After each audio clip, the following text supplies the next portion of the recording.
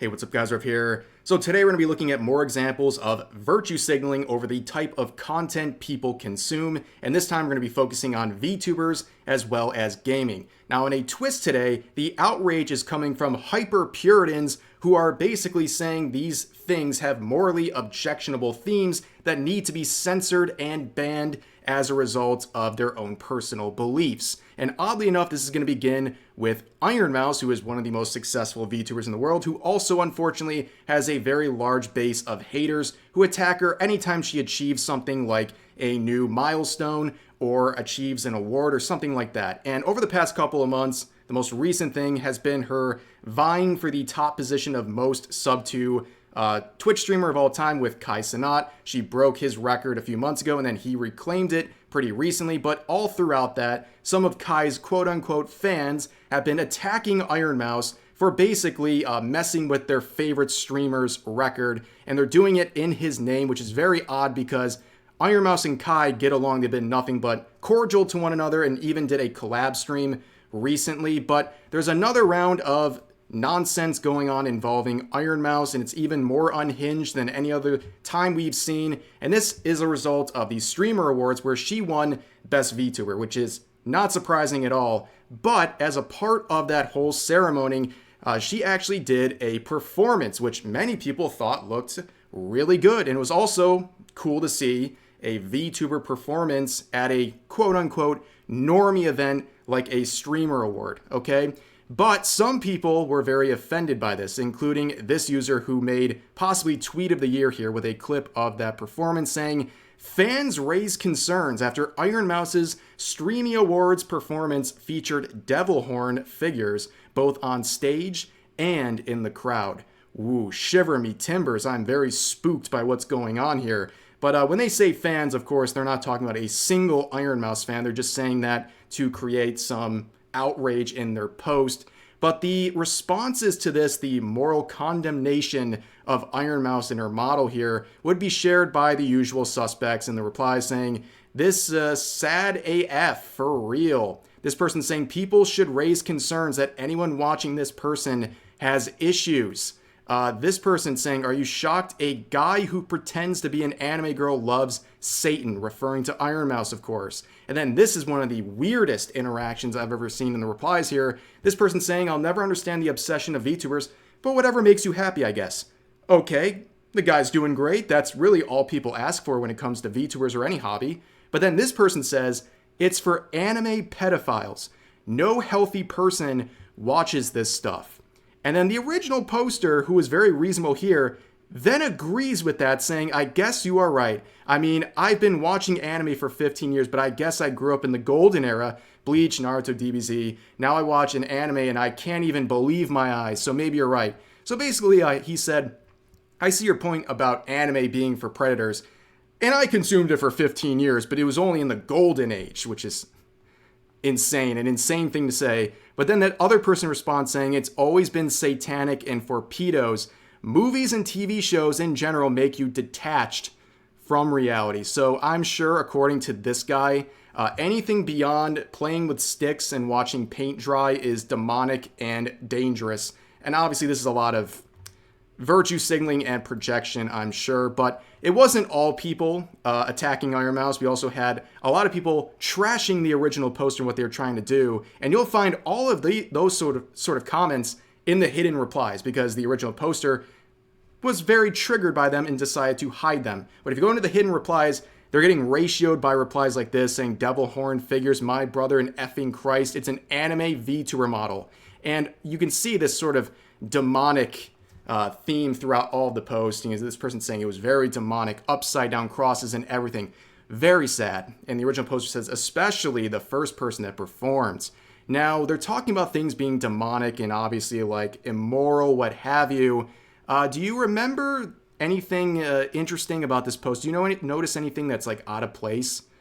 Well, it's this right here. Right down here. Stake. In case you don't know what Stake is, they slapped that logo on there, and Stake is a gambling platform. Yes, this person is virtue signaling about a VTuber model being demonic and immoral while they are promoting gambling to thousands of people on their account. Talk about hypocritical. And if you don't know stake, it's literally in this person's profile. They're virtue signaling about demonic things, and then they have a gambling platform in their bio. And if you click on it, you can see world's leading betting platform, Drake approved. Wow, what a stamp of approval. That is very, very important to know that Drake approves of your betting platform. But anyways, back to this whole tweet here. You can see it's just very, very bizarre. And we got a very funny ending here where they got not one, but two community notes, a double shot of notes. That is pretty rare to see, where the first one says, this post contains advertising for stake. An online gambling platform X's advertising policies prohibit the promotion of gambling. And honestly, I don't feel sorry for any person who gets hit with the note like this for promoting stake, because you will only find stake on the most obnoxious videos. It's not people creating their own content and then slapping the logo on. They're just taking other people's clips and then regurgitating them for the purpose of slop content and farming ad revenue on Twitter. And when you get hit with a note, you no longer make ad revenue on your post. So that is good to see on stake posts, because anytime you see it, it's typically someone just trying to farm engagement bait.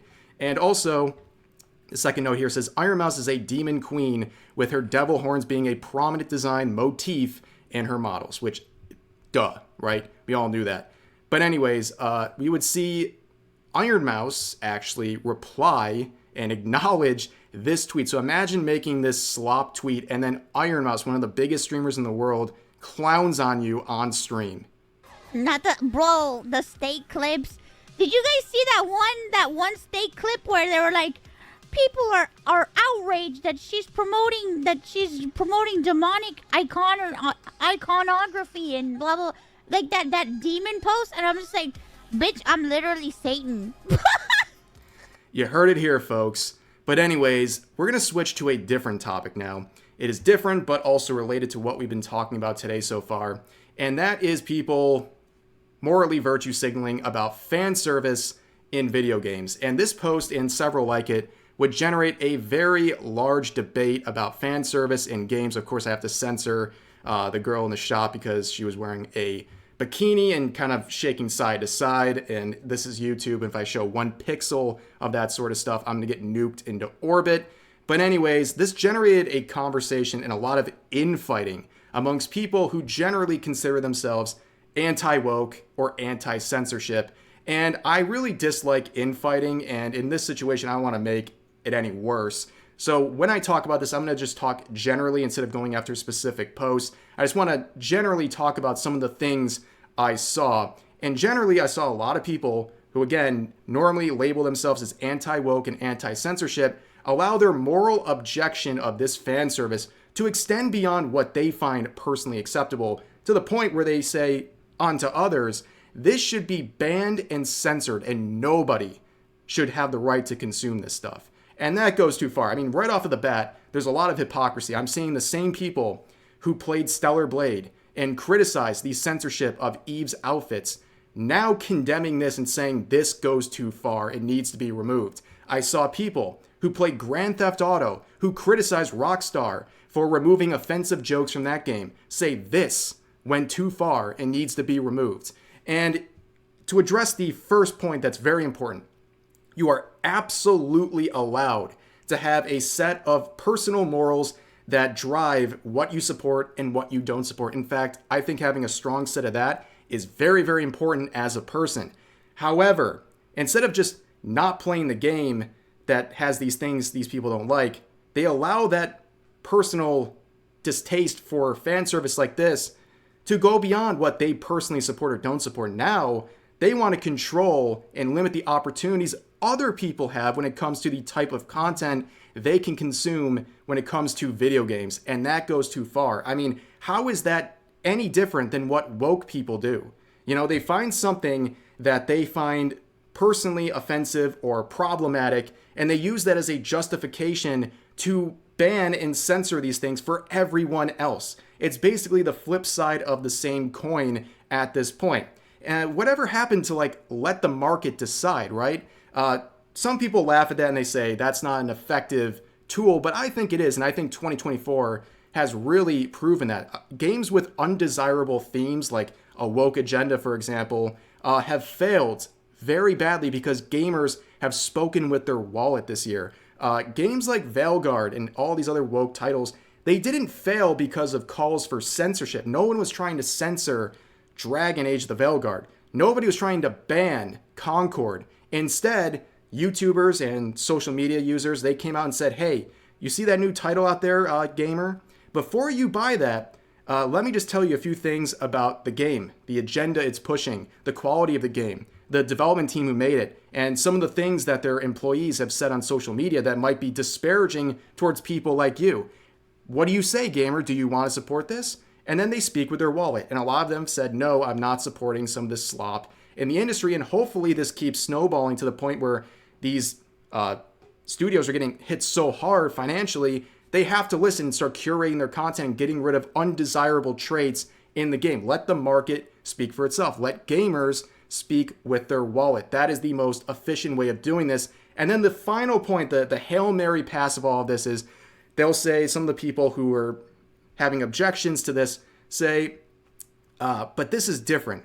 This is moral objection to something that is dangerous. Fan service is dangerous because it will change you negatively as a person. What you're consuming in this game will make you a worse person in real life, which is literally the fiction affects reality argument woke people have been pushing for a long time to ban things they find problematic. I mean, we've seen woke people get mocked for this, and we've even seen people who are hyper-Puritans like Jack Thompson get mocked for this. I'm sure the people who have an issue with this fan service, even they would agree that Jack Thompson is a clown. He was the guy who led a moral crusade about 2 decades ago about violent video games, in particular Grand Theft Auto, where he convinced a bunch of soccer moms that playing games like that were going to turn their children into violent criminals in real life. And how is that argument any different from what people are saying about fan service turning people into something else in real life?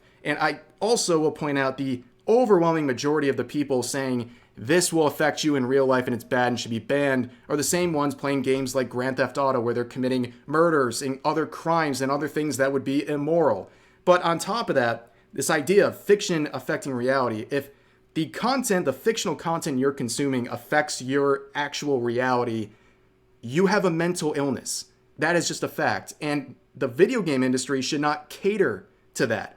We should not stifle creativity in the video game industry and censor and ban things like fan service because some unwell people might be affected by that. Again, having a moral objection to something like fan service in video games is completely fine. It's completely valid to have some sort of a moral objection to it based on your personal beliefs, but don't allow that to make you a hypocrite when it comes to being an anti-censorship advocate. If you're against censorship of video games, you are a hypocrite if you're going after things that you personally don't like and you think it's okay now for those things to be banned. You are basically parroting the same type of logic shared by people who are woke. And I don't think that's okay, and I just don't think it's very productive, and I don't think it's worth all this infighting recently over this topic when I think there's a very reasonable solution to all of that, and it's just to not play what you find offensive in the video game industry and let the market decide whether or not that sort of stuff should be produced.